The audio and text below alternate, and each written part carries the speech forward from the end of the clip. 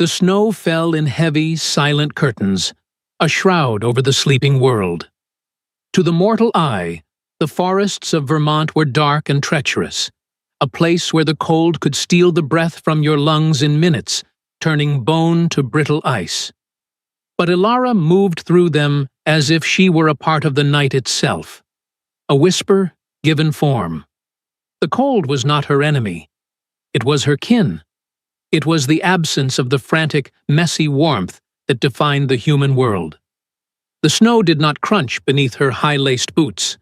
It yielded, parting for her as if acknowledging a superior, more ancient cold. She was a creature of stillness and shadow, her existence a long, unbroken line of midnights stretching back centuries.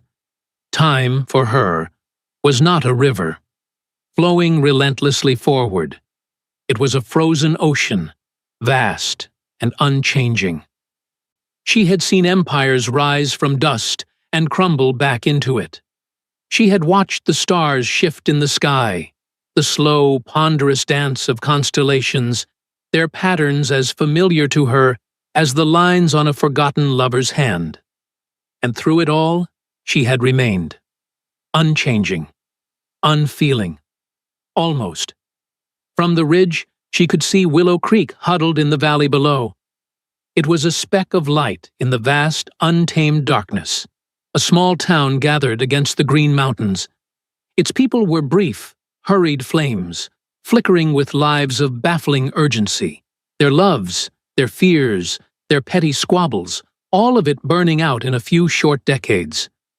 From this distance, she could smell them. The cozy, acrid scent of wood smoke from their chimneys, the savory smell of their evening meals, smells of family, of community, of a life she could observe but never ever join. Ilara usually avoided such places. The sounds were too sharp, the smells too thick. The pulsing, rhythmic thump of so much life gathered in one place was a discordant symphony that grated on her senses. It was a constant, nagging reminder of the thirst that was her only true companion, a low, patient hum beneath the surface of her being. But Willow Creek held the one thing in this world, this new, loud, electric world, that tethered her to the humanity she had long since shed. She skirted the edge of the town, her movements a liquid shadow. The wrought iron fence of the Willow Creek Cemetery appeared through the trees, its black spires like skeletal fingers clawing at the moonlit sky. The hinges of the gate, rusted by a century of rain and snow, did not protest as she passed through. They wouldn't dare. Silence was her domain. This place was a library of the dead, and she knew most of its volumes by heart. She walked past the grand, ostentatious mausoleums of the town's founding families, the Pattersons, the Bishops, names she recognized. She remembered Old Man Patterson, now immortalized in angelic marble, as a terrified, pimply boy who had fainted at the sight of a dead deer. She passed the simple, leaning markers of farmers and merchants, their stories lost to the wind, their names effaced by time and ice. Her destination was at the far edge, beneath the sweeping boughs of a great oak tree that had been old when her son was just a boy. The headstone was simple granite, worn by time, the name barely legible beneath a dusting of fresh snow. Julian, no last name. No dates, just his name. It was all she had allowed. His father, a fleeting warmth in her long, cold life, was a forgotten memory, a wisp of smoke from a fire long extinguished. But Julian was a wound that would not close, a single perfect ember she shielded from the ice of eternity. He was her child, her mortal child, the impossible, beautiful accident of a life she had tried to live in the sun, a foolish, sun-drenched century of denial. She had watched him grow, a miracle of noise and warmth and skinned knees. She had watched him become a man, his heart filled with a baffling, reckless compassion for the very creatures she saw as little more than sustenance. He had become a doctor, his life dedicated to staving off the very inevitability she represented. And she had watched him die. It was not the glorious death of a soldier or the dramatic end of a poet. It was a simple, mundane human failure, a fever that burned through him, a sickness of the lungs she, with all her unholy power, could not halt. She could rip a tree from the earth, shatter stone with a whisper, but she could not mend the delicate, failing tissue of his mortal body. Her immortal blood, a cure for so many of her own kind's afflictions, was poison to his. She had held his hand as the warmth fled, his skin going from fiery hot to waxen cold. She had watched the light fade from his eyes, leaving him as cold as she, and in that moment, the frozen ocean of her existence had finally, agonizingly, cracked. Ilara knelt, her gloved fingers, black leather against white snow, brushing the frozen dust from the carved letters. This was her ritual, her penance, her one concession to the past. Here, in the absolute silence, under the indifferent gaze of the moon, she allowed herself to remember. The scent of his hair when he was a boy, smelling of soap and sunshine. The sound of his laugh, a bright, clear note in her dark, silent world. The agonizing, impossible weight of his small, warm body in her immortal arms. Tonight, the silence was broken. It was not the snap of a twig or the hoot of an owl.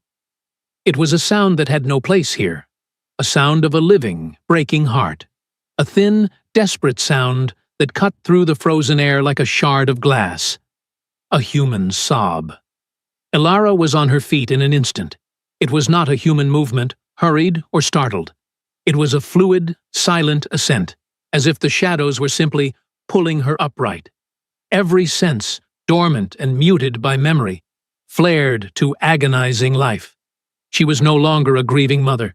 She was a predator. Who? This was her place, her sanctuary. The intrusion was a violation, a sacrilege. Her eyes pierced the darkness, the snowflakes appearing to hang motionless in the air as her focus sharpened. The world, moments before a monochrome of gray memory, snapped into hypersensitive detail. The air, clean and sharp with pine and frost, was now tainted. She could smell it. The copper and salt tang of human blood. The sour chemical scent of sickness. The sharp ammoniac sting of fear. Two heartbeats. One, a frantic arrhythmic pounding, a rabbit in a snare. The other was dangerously slow, thready, stumbling. A broken-winged bird, fluttering its last. She melted into the deeper shadow of the great oak, becoming just another patch of darkness, indistinguishable from the ancient trunk. From here, she could see them. A woman was huddled against the far side of Julian's headstone, as if trying to draw warmth or protection from the very stone Ilara had just touched. She was young, heartbreakingly young, wrapped in a thin coat that was no match for the mounting Vermont winter. In her arms, she clutched a small bundle of worn blankets. From within the bundle, a small, pale face was visible. A child. A girl. The woman was weeping, her shoulders shaking in violent, uncontrolled spasms. "It's okay, Lily," she whispered, her voice cracking, the words ripped away by the wind. "It's okay, baby. We're here. We're at the place I told you about. The good place." Ilara watched, her initial annoyance hardening into a cold, dangerous curiosity. Why here? Of all the graves in this cemetery, hundreds of them, why this one? The woman shivered, pulling the bundle tighter, her knuckles white. "This is where the good doctor is buried, sweetheart. The one Grandma Sarah always told us about. Your namesake." Ilara's breath, which she did not need, caught in her chest. The world seemed to tilt. What did she say? "He was a good man," the woman continued, her words tumbling out between sobs, addressed more to the grave than to the child. "My great-great-grandmother, Anna." She said the fever was taking the whole town. Everyone was dying. They were boarding up the houses. But he came, Dr. Julian. He was new, from the city. He didn't have to stay. But he did. He stayed. He didn't sleep. He just saved them. Ilara stood frozen, a statue of ice and shadow. Her mind, her perfect crystalline memory, raced, sifting through the decades. She remembered. An influenza. Virulent and fast. Julian had been there. She had come for him, materialized in his small clinic, her voice low and urgent. Leave this place. These people are not your concern. Let them die. He had looked at her, his face gaunt with exhaustion, his eyes burning with that infuriating fire she had never been able to extinguish. They are my concern, he had said. Go, mother. Your world has no place here. He saved her, Lily. The woman wept, rocking the small, still form in her arms. He saved our whole family. She told me if you ever needed a miracle, you come here. You come and you ask Dr. Julian. Because he was a saint. A saint. The word was a physical blow. Ilara stared at the simple granite stone. To her, it was a monument to her greatest failure, her most profound private loss. To this woman, this stranger, it was a shrine, a place of hope. She saw Julian's face in her mind, his earnest eyes, his stubborn chin, his unshakable belief in goodness. He had known what she was, he had loved her anyway, and he had spent his entire fleeting life trying to counterbalance the darkness she represented, as if his small, warm light could hold back her infinite night. Ilara had thought his legacy was nothing but dust and her own private, sterile grief. She was wrong. His legacy was this desperate, foolish, beautiful faith, passed down through generations like a family heirloom. The child in the woman's arms gave a weak, wet cough, a sound so fragile it was almost lost in the wind. It was a sound Ilara knew all too well. It was the sound of lungs filling, of a small body giving up. Please, the woman, Sarah, choked out, pressing her forehead against the freezing stone, her body shaking so hard Ilara could hear her teeth chattering. Please, Dr. Julian. I've tried everything. The doctors in Boston, the specialists, they said there's nothing more they can do. It's her blood. It's just not right. It's failing. The irony. A blood sickness. Ilara's focus sharpened, her preternatural hearing tuning in to the child. She could hear the weak, fluttering pulse, the shallow, rasping breath. The child, Lily, was dying. And she was dying at the grave of the one person Ilara had ever loved. Sarah's prayer became a desperate, primal wail. I don't know what else to do. I have no one else. I have nowhere else to go. She's all I have. Please. Save her. Save my little girl. Send a sign. Send an angel. Send something. The storm was picking up. The wind howled through the oak branches, whipping snow into swirling funnels. Ilara stood in the darkness, the falling snow clinging to her dark hair and eyelashes, making her look like a marble statue of grief. The hunter in her noted the weakness of the prey, the life ebbing away. The cynic in her scoffed at the pointless, childish plea to a pile of dust. But the mother in her, the mother remembered. She remembered the agonizing helplessness, the rage at a silent, empty sky, the desperate, useless bargains whispered into the void. She was seeing her own worst memory played out before her, a grotesque echo in the snow, a mother at the grave of her son, about to lose her own child. The night was silent once more, save for the frantic pounding of one human heart, the slow, agonizing fade of another, and the howl of the rising storm. Ilara remained perfectly still, trapped between the shadows of her past and the impossible, agonizing choice presented by the present. To intervene would be to break every rule of her existence, to risk exposure, to invite a chaos she had spent centuries avoiding. To do nothing. To do nothing would be to watch herself fail all over again. The storm did not just arrive, it detonated.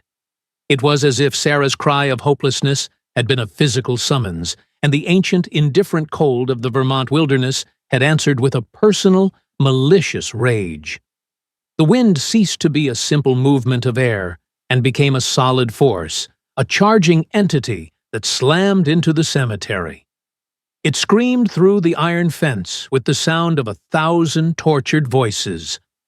The snow, no longer falling in gentle curtains, became a horizontal assault, a blinding wall of white ice particles that scoured the granite and marble, stinging the air. The great oak groaned above them, its limbs twisting, a sound like a great ship breaking apart. Ilara stood within this chaos, a pillar of absolute stillness. The wind tore at her dark coat, whipping her hair across her face, but she was as rooted as the granite stones around her. She was a creature of such profound, internal cold that the storm felt like a familiar, if boisterous, relative.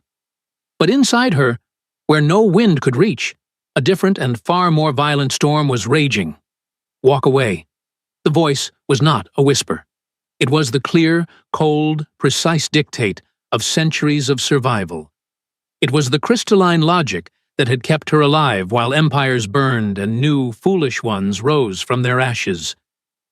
It was the voice that had guided her from the shadows of inquisitors' fires in Spain, the voice that had pulled her from the torch-wielding mobs in Bavaria, the voice that had taught her the one immutable truth. Notice is death. This is not your concern, the voice continued, sharp and insistent. Their grief is a spark. It burns hot and fast, and then it is gone. You are the ice. You endure. To interfere is to invite the one thing you have avoided for a century.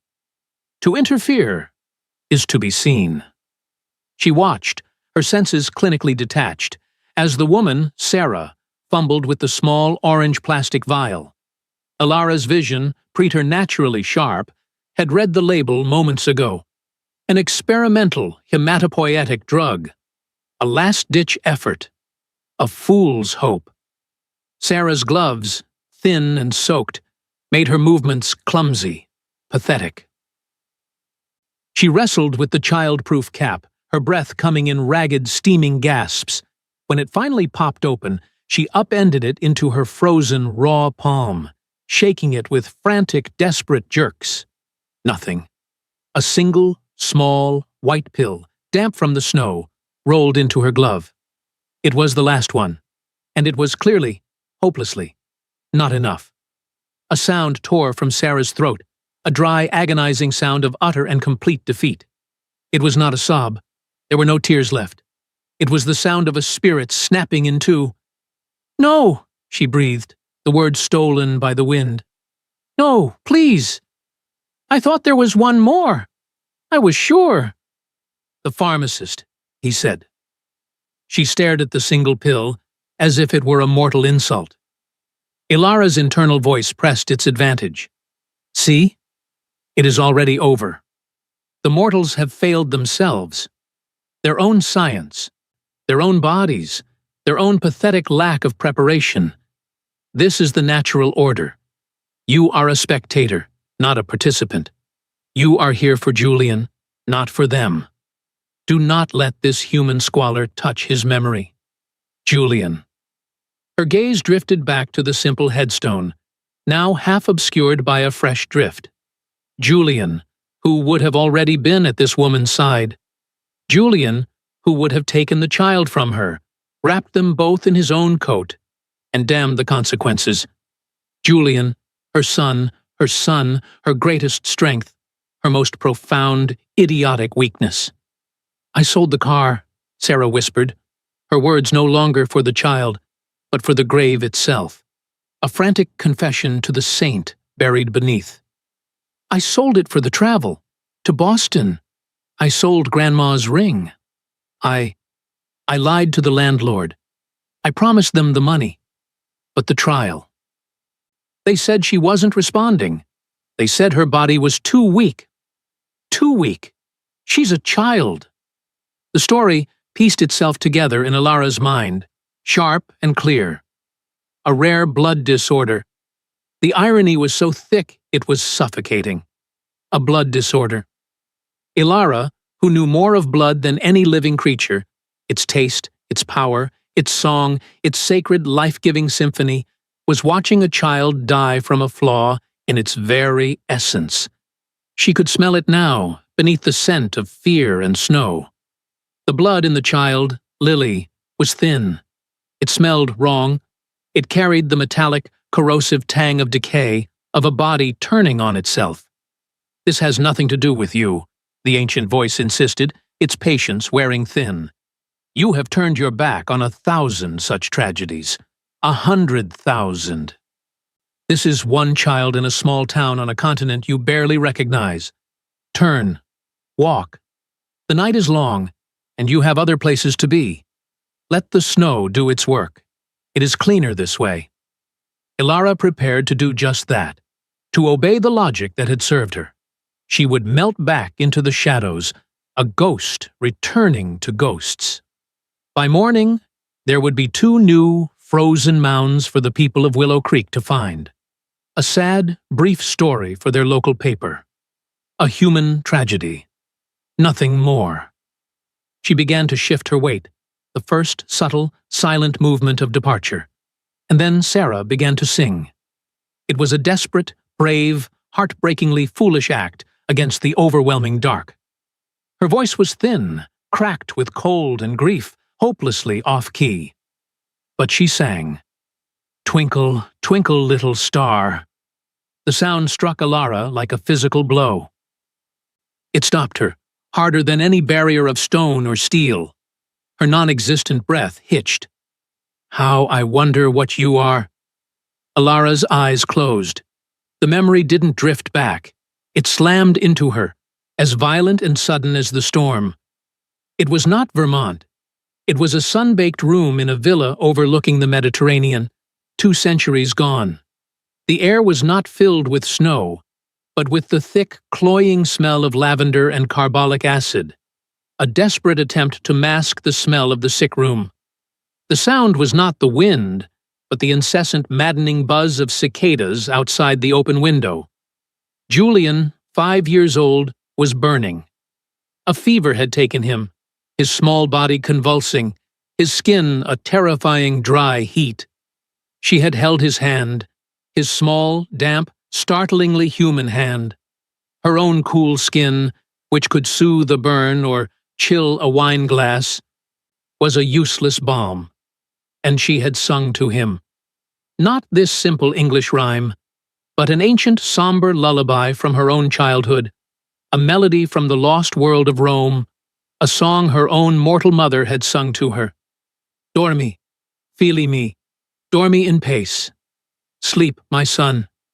Sleep in peace." She had sung, her perfect, immortal voice never wavering, a flawless, crystalline sound in the hot, dying room. She had sung as his breathing grew shallow. She had sung as his beautiful brown eyes, the eyes of his father, glazed over.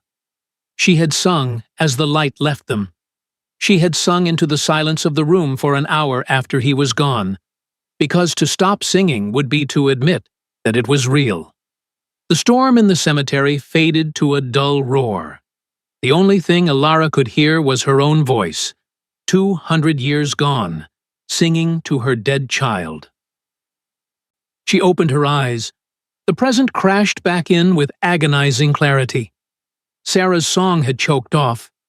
She was looking down at the bundle in her arms, her face a mask of sudden, terrified stillness. "Lily?" she whispered. The wind had died down for a moment, a sudden, dreadful pause in the blizzard, creating a pocket of terrible, profound silence. And in that silence, Ilara's heightened senses screamed at her. The shallow, rasping breath she had been monitoring had stopped. The thready, stumbling heartbeat, that broken-winged bird. She heard it falter. Thump, thump, thump, thump. It ceased. The silence that followed was not empty. It was a vacuum, a cold, heavy thing that was louder and more terrifying to Ilara than the storm's loudest shriek. "Lily?" Sarah's voice was sharper now, laced with a new, frantic terror. "Baby? It's okay. The storm it's passing. Wake up now. It's time to wake up." She gave the small bundle a gentle shake. The child's head, wrapped in a pink, snow-dusted hat, lolled unnaturally. "No," Sarah said. "Just a word, a denial, a plea to reality itself." She fumbled with the blankets, her frozen fingers tearing at the fabric, pulling them away from the child's face. Lily's skin was the color of skimmed milk. Her lips were a soft, pale blue. Her eyes were closed, fringed with tiny, frozen lashes. "Lily?" Sarah's voice rose, cracking. She pressed her ear to the child's chest, her dark hair falling over the still form. "No, I don't hear it. Wake up! Lily, breathe!" She shook her, harder now. "Breathe, damn you! You can't. You can't leave me. Not here. Breathe!" She laid the child down on the snow-covered grave of Julian. Her movements were frantic, animalistic. She tilted the girl's chin back and began pressing on her tiny chest, a clumsy, desperate, useless CPR. "1, 2, 3, 4, breathe! Please, God, please, please!" But there was no God here. There was only the snow, the stone, the night, and Ilara. "No!" The scream was not a word. It was not a human sound. It was a sound from the dawn of time. It was the sound of a soul being ripped in two. It was a sound of such pure, primal, undiluted agony that it transcended the human and became a force of nature itself. It was a howl of absolute loss, a sound that should not exist in any world, mortal or immortal. It was the scream Ilara had swallowed. It was the scream she had held in her chest as she washed her son's small, cold body. The scream she had locked behind her teeth as she carved the name Julian into the stone herself. The scream she had carried, a cold, hard, perfect stone in her gut for 200 years. And here it was, living, breathing, tearing the night apart. Sarah collapsed over her daughter's body, her strength gone, her hope extinguished. She just wept, her body convulsing, her forehead pressed against the child's still chest. "She's gone. She's gone. My baby. She's gone. Julian, I'm sorry. I'm so sorry." The internal debate was over. The ancient logical voice of survival was silent, utterly annihilated by that one terrible sound. Ilara had watched her son die. She had been powerless. She had been a god made useless by a human fever. Julian saved them. A new thought emerged, hard and clear as diamond. He saved her ancestors. His legacy is this absurd, beautiful human faith. And that faith just died. On his grave. She looked at the woman, broken. She looked at the child, still. She looked at the headstone that bore her son's name. I could not save my son. The thought was a blade, twisting. But I will save his legacy. The predator and the mother, the two halves of her warring soul, did not just merge. They fused. The ancient cold patience of the hunter combined with the white-hot, singular rage of the grieving mother. The cold, sterile grief she had nurtured for centuries burst into a hot, focused purpose. Her posture, once a study in detached stillness, changed. It did not become human. It became active. She drew herself up to her full height. The air around her seemed to drop another 10 degrees. The falling snowflakes visibly slowing and shifting in their descent as they neared her. Ilara stepped out from the shadow of the great oak, the snow swirling around her boots as if making way. She was no longer a spectator. Sarah's scream, the one that had shattered Ilara's long winter, faded into a new sound. It was a low, animalistic keening, a sound of absolute final desolation, the sound of a world that had ended. She was on her knees in the snow, her body draped over the small, still form, her own life seemingly pouring out of her in that one, final, hopeless wail. Ilara moved. It was not a human movement. She did not wade through the snowdrifts. She passed over them, a shadow detaching itself from a deeper shadow. The raging blizzard, a moment ago a deafening chaos, seemed to muffle, to pull back, as if in deference to a greater, older power. The snowflakes veered away from her skin as if repelled by an invisible force. She made no sound. In one instant, she was by the oak tree. In the next, she was standing over the grave, a tall, dark silhouette against the swirling white, casting a shadow that seemed impossibly dark, even in the dead of night. Sarah's grief was so absolute that for a full 10 seconds she did not sense the new presence. Then, a sudden primal instinct, the terror of the prey, an instinct buried deeper than sorrow, cut through her despair. A cold, far deeper than the storm, radiated from the figure beside her. It was a cold that felt ancient, a cold from the beginning of time. She looked up, her face a pale, tear-streaked, half-frozen mask. Her breath hitched, catching in her throat, as a small, sharp crystal of ice. She saw a woman, or the idea of a woman.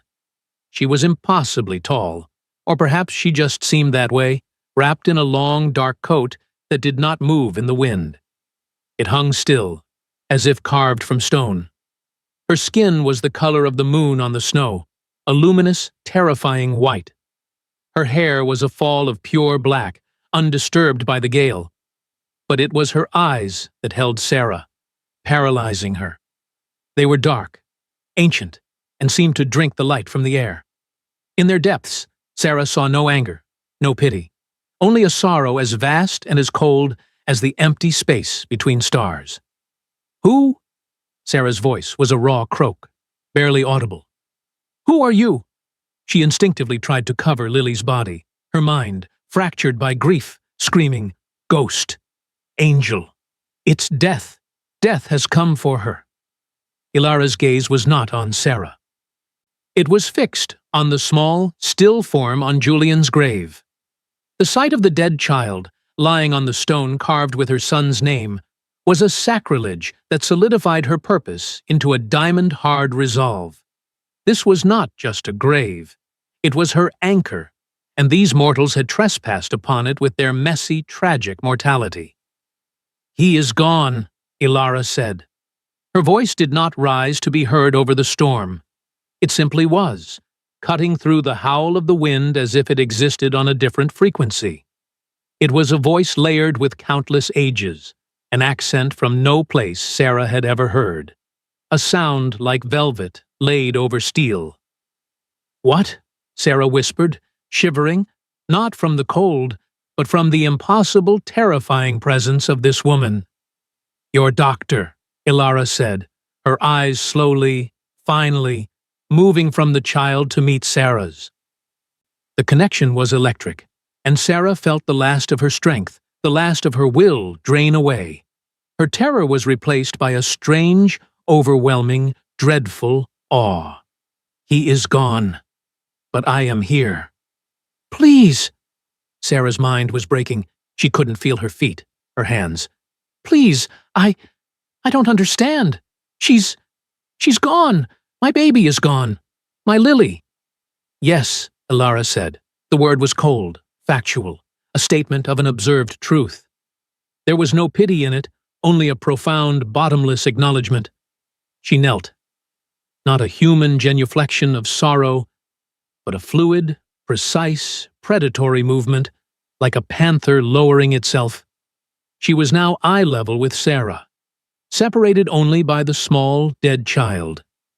Up close, Sarah could see that the woman was beautiful, but it was a terrible, sharp, inhuman beauty, like that of a perfect ice crystal. A beauty that had nothing to do with warmth or life. Ilara's focus was entirely on Lily. Her senses, now fully unlocked and screaming for release, went far beyond human. She did not need to feel for a pulse. She could hear the absolute, crushing silence within the child's chest. She could smell the chemical cascade of cessation, the unique, faint, acidic scent of mortal death as the cells began to rupture. The child was, by every definition of the world she had left behind, dead. But I am not of that world. The thought was a revelation, a key turning in a lock that had been rusted shut for centuries. For ages, she had lived by the rules of humanity to hide herself. She had let her son, her own son, die by those rules.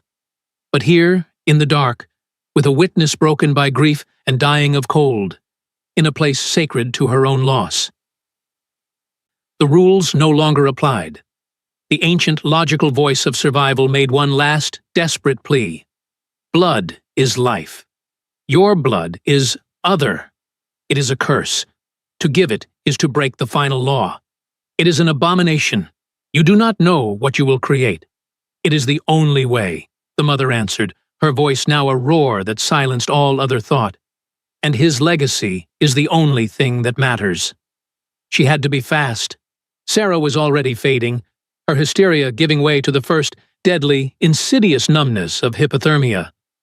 You prayed for a miracle, Elara stated. It was not a question. Sarah could barely form the word. Yes. Your prayer is complicated. Elara looked at Sarah, her dark eyes holding the woman's gaze, compelling her. The command was silent, but absolute. You will not remember this clearly. You will tell yourself it was the storm. You will tell yourself it was a dream. You will tell yourself, your saint answered you. I don't. Give me your child, Elara commanded. The authority in that voice was absolute. It was the voice of a queen, a goddess, a creature used to being obeyed without question. Sarah, dazed, broken, and no longer in control of her own will, found her arms moving, lifting the light, cold bundle, offering it to this impossible stranger. Elara took the child. The small, cold body felt like a grotesque echo of Julian in her arms. She stood up, turning her back to Sarah, shielding the child's body from the wind with her own. Close your eyes, Sarah, Elara commanded, her voice softer now, but no less firm. Do not watch. Terrified, hopeful, and no longer in control of her own body, Sarah squeezed her eyes shut, burying her face in her frozen, gloved hands. Elara looked down at the pale, still face of Lily. You are not his, she whispered to the child, her voice for the first time touched by something other than coldness, a fierce, possessive anger. But you are here, and his legacy will not die tonight. Not here, not on his stone. She bent her head. There was no theatricality, no snarling, no bestial display. It was a precise, almost loving act. She bared her wrist, a slash of pale, perfect, blue-veined skin against the dark sleeve, and pressed her own fang into it. It was not a bite. It was a precise, surgical incision. Dark, ancient blood, almost black in the moonlight, welled up. It was life, yes, but it was more. It was centuries of power, of night, of an existence far beyond the simple, warm pulse of humanity. It was her life. She held her bleeding wrist to the child's blue, parted lips. A single, dark drop fell. It did not roll. It landed. It sizzled for one shocking instant on the child's cold lip, a sound like water on a hot stone. It was an infusion of life, but an ancient, powerful, different kind of life.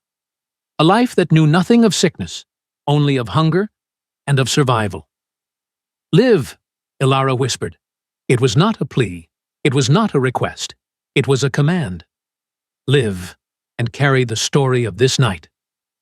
For a long, agonizing second, the only sound was the howl of the wind. The child remained still, gray and dead. Elara felt a cold dread, a fear she had not felt since Julian's last breath. Did I fail again? Have I desecrated this grave for nothing? And then, gasp, a sound that had no right to exist. A deep, shuddering, violent inhalation that was impossibly loud. Lily's tiny body arched in Ilara's arms, a small back bowing as if struck by lightning. Her chest heaved. Sarah's head snapped up at the sound, her eyes flying open. Ilara turned, her face as impassive as stone, and placed the child back in her mother's arms. Sarah stared. The child's skin. It was no longer blue. It was not just warm. A faint, strange, vibrant flush was creeping back into her cheeks. Her eyes, which had been closed in death, fluttered. Lily coughed. A real, wet, living cough. A cough of a body expelling death. And then she began to cry. It was not the wail of a healthy baby. It was a thin, reedy, confused sound. But it was life. Sarah screamed, but this time it was not a sound of grief. It was a sound of raw, terrified, disbelieving, ecstatic joy. "Lily! Oh God! Oh God, Lily!" She snatched the child to her chest, rocking back and forth, her sobs now hysterical with shock and relief. She kissed the child's face, her hands. "You're warm. You're warm. Oh, my baby, my baby." After a long moment, she looked up, her eyes blinded by tears, searching for the impossible woman. "Thank you," she choked out. "Who are you? How?" She was alone. There was no one there. Ilara was gone. Sarah scrambled to her feet, clutching Lily, spinning around in the snow. "Hello? Hello? Where did you go?" There was nothing, just the swirling snow, the howling wind, and the empty, dark cemetery. She looked down. There were no footprints but her own. The snow where the woman had stood, where she had knelt, was undisturbed. A fresh, smooth blanket of white. Sarah stared, her rational mind trying to fight what she had seen. It was the cold. It was shock. A hallucination. A dream. But the child in her arms, now whimpering but breathing, was warm. She looked down at Julian's grave, the name now visible again. "Julian," she whispered, her voice thick with awe. You did it. You sent her. You sent an angel.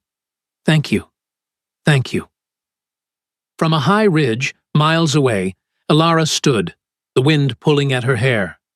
The storm was already lessening. Her preternatural hearing, clear as a bell, picked up the sounds from the valley. She heard 2 heartbeats. One, frantic and joyous. The other, the new one, was weak. But it was steady. It was a strange, hybrid rhythm, a song she had never heard before. Thump, thump. Thump, thump. A merging of 2 worlds. But it was undeniably, stubbornly, alive. She heard Sarah's whispered words, "An angel. Thank you, Julian." Ilara looked at her own wrist. The small cut was already gone, the immortal skin seamless and pale. But she could still feel the phantom sting. She had given a part of herself. She had created, not destroyed. A strange, unfamiliar emotion settled in her chest. It was not happiness. It was not warmth. It was a quiet, profound, and heavy rightness. The crushing, sterile stone of her grief for Julian, the grief she had nurtured for 2 centuries, had not vanished. It was still there, a mountain inside her. But it was no longer just a monument to loss. It was now a foundation. She had lived for 1,000 years, a cold, unchanging, unfeeling stone, moving through the world while taking nothing and leaving nothing but fear. Her son, her mortal, fragile, foolish son, had lived for 27 years, a brief, warm, reckless fire. And tonight, his fire had changed the world. His legacy, his ridiculous human compassion, had reached through time and death to save a life. It had done something more. It had saved her. It had pierced the ice of her eternity and given her a purpose beyond simple, hollow survival. Ilara turned away from the sleeping town, the first pale, hateful hint of dawn, her enemy, her curfew, staining the eastern sky. She melted back into the deep woods, not as a predator, and not as a grieving mother, but as something new. A guardian, a secret, a keeper of a single flickering flame. She finally, after all these centuries, understood. True immortality is not about living forever.